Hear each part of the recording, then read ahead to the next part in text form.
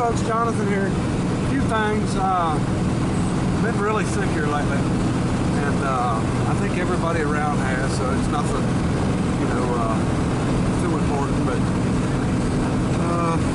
this fever and coughing and sinuses and cold and everything else. And believe it or not, it's been going on about a month, but just on and off. And I got really sick the other day, and of course, when you're in the record business, you know, being sick don't matter. When the phone rings, you got to go anyway. But in between toes, I was trying to get some rest. And, you know, between that, working on my son's house, helping him out. So we're going to work on it really hard this weekend. And hopefully we can have everything knocked out very soon. But in the meantime, I'm going to pick up an engine from a buddy of mine, Jerry. He bought a truck. The engine has got an issue. It's supposed to have been built. You know, you get that supposed to be, but you know how it is. But pop-up pistons, you know, all that good stuff. But something happened. He blew it up. They're claiming they think it spun a bearing. What we're going to do, we're going to buy the engine. It's already out. And then we're going to tear it down and see what the problem is, see if we need to put a crank kit in it, maybe recondition one rod or replace one rod. And I used to do that a lot, do it all the time, and you know, build a bunch of small blocks, but we're just going to see what we can do with this one. And we may, if it's built pretty decent, we might use it for the next one-day rat rod build, which, like everybody knows, it's supposed to be in the fall, but we got tied up with 2 hurricanes and everything else. So it's going to be spring. Still going to be the Chevy Monza. But anyway, a couple other changes, or maybe one change. I went ahead and ordered a GoPro Hero 3. I'm going to start filming a bunch of these recoveries I do, these rigs. You know, some of them are pretty rough. You'll be surprised, but where they're at, how they get there, I don't know. But getting them out, flipping them, and all that good stuff. So I'm gonna start videoing them, and you know, maybe put 3 or 4 on one video, even if I got to run them at high speed, so I don't bore you to death with them. But anyway, let's go get this engine, and we're gonna get started tearing it down. Maybe get Noah to tear it down this weekend. You know, it'd be good for experience for him. So you know, taking apart for somebody that's mechanical is as good as putting together, because you know, as he's taking it apart, he's learning how it goes together. So anyway, I'll show you more when I get it picked up. Okay folks, here's our engine. We're gonna go through a few things here. When you're buying a small block Chevrolet, the things to look for. And this engine here, I've also got a feeling that there can be some water in it. And when I say water in it, I mean it got rained in, possibly. And they've already pulled the valve covers off, so that wasn't any trouble to see. But I want to show you a few things. The reason I bought this, and I gave $150 for this engine, and which sounds like a lot for an engine that's blown up, but I'll show you a few things. I'll show you a few things to look for if you're buying one, and some of the things you'll run into. Okay, first off, it's got an Edelbrock carburetor, and we can always use one of them. It's an electric choke, which makes it a little better. We can always build it. I can actually see some water in it, so it's not a good thing at all. But this engine hadn't been pulled out of the truck very long at all, so I'm not real worried about it, but you know, it's still a concern. But you know, the plans was to tear it down anyway. So anyway, we got an Edelbrock Performer intake, which is not a bad intake. You know, used, you're probably looking at 40 or 50 bucks if you had to buy one, or you know, if you bought it new, it'd be more, but it's not new. So already got an HI distributor, which they're cheap now, but you know, they're nice to have around. Heads. Okay, somebody has done some altering on these heads. These have got the true real double hump heads, and I'm going to show you the difference. When you got a hump like this where it doubles here, that's a real double hump. Sometimes you'll see 2 V's and stuff like that. That's not true double hump heads. Now these are the early heads. I think these are 462. I didn't even look, but I think the others are 186, the last three of the casting number.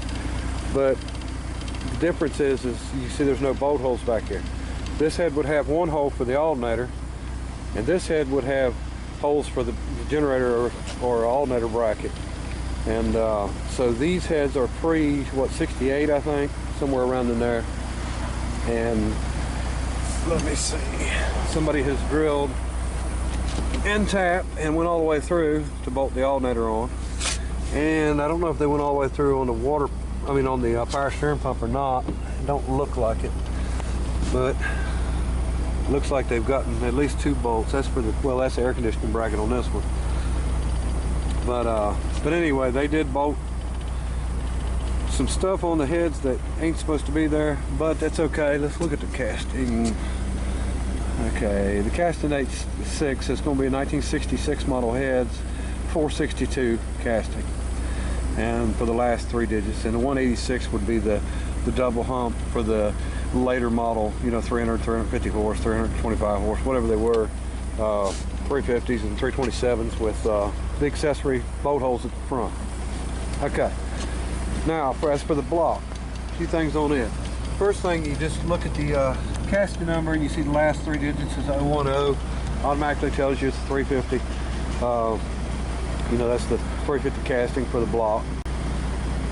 Okay, one of the things I noticed, they still had the torque converter on the back of this thing, and one of the bolts wasn't in it, and it was pulled out, so I already knew that it was this flywheel's toast. It was warped, so I didn't mind hooking to it. But one thing I did notice was there's a lot of metal Chevys inside here, so they was either having starter issues or something was hitting, which is not a good thing. But like with a lot of the Chevrolets, if you look closely, this is something to always check on a Chevrolet. You can see a crack right here, and this whole corner has, you know, been known to come off of these things. So this is going to have to be something done with it. There's a area for like a shoulder that the knurled part of the bolt actually goes up in. So that can be addressed. That's not a real big issue. There's other ways of doing it too, especially if you run a cast iron bell housing, you run a old 3-bolt starter. I've done a video on an adapter you can run the 3-bolt. But okay, now the important part to me of a small block, if you want to find out what you've got and what it is, let me show you up here. I haven't cleaned them off yet. I haven't looked. Now let me say one thing. If you look at the size of the harmonic balancer, if I was a guessing man, I'd guess this is going to be a 4-bolt main truck motor, and I'll know as soon as I clean this off for the suffix code whether it is or not. But I'm guessing because of the size of it is. Now this truck was supposed to be a 78 model truck. I don't think this is a 78 model engine, and the reason is it's painted black. I'm going to guess that this is either maybe a good GM Goodwrench, the Mexico built engine, or it could be a you know, up into the 80s. I didn't even pay attention to the rear. It's a 2-piece rear seal, so it's going to be an 86 back or an 85 back. So we're going to see what we've got, what it is. Now, if it's a Mexican built engine, you're not going to get much off of it. But if it's a stock, which it is, I see that already, and it is a 4-bolt main, it is a truck motor. This is a TYZ. You can see these last 3 digits. So the T stands for truck. It would have a C if it was a car. So TYZ. I'm going to look them up real quick on my phone, and I'll tell you what this engine came out of. Okay. TH, TJ, TK, TL. Jim made a lot of engines. TS, TT, W, TY, Z. Ooh, 1975. That's how wrong I am. 350. 165 horsepower. 4-barrel carburetor. Conventional cab. Okay. That would have been a pickup, and it may be the original engine for the truck, 75, and I'm not sure. He said 75, 6, somewhere through there. So now that's good to me, because you know, this thing they're claiming at one time was built, pop-up pistons, some other stuff. That tells me that this block's been stripped and painted, because it wouldn't have been black. So that's a good thing. I didn't see any orange paint on it anywhere, so that's what made me think this was a later engine. But no orange, no blue. So it's definitely been cleaned, vatted one time before. So anyway, you know, we might have bought some parts. We might have bought an engine that's worth fixing. Don't know, but we're going to tear it down. Another thing I see, which this is not a big issue, is we got a, well, I thought we had an exhaust bolt broke off. Okay, we got a mud dauber nest right here. How about that? So we'll evict him and or evict the baby, I guess it's in there. I got just cheap chrome valve covers that came with it, you know, not worth anything. There's no roller rockers, there's no double springs, and well, I guess they're double springs, but they're stock double springs. And you know, it's hard to say. You know, it might have 202 valves, intakes. You never know. Could be 194s. You know, those small combustion chamber heads. So, and I understand that everybody says, well, these are outdated, nobody wants them anymore, the heads, but you know, there's always going to be a market for old speed parts. It's just the way it is. It's never going to change.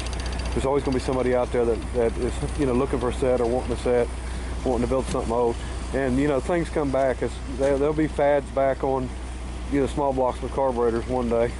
Might be 20 years, 30 years from now, but somebody will start the fad and it'll move along. But anyway, so we're gonna either do this in 2 videos. Of this video, identification. Second video will be tear down. Third video will be fixing it. Or depending on what comes up in the next video, it may just be tear down, and we might use some parts. But hopefully, you know, maybe we got a good 350 block. You know, this don't really scare me away at all. That's not a real big issue, and you know, we can work with it. So anyway, not saying I know everything there is to know about them by any means, because I don't.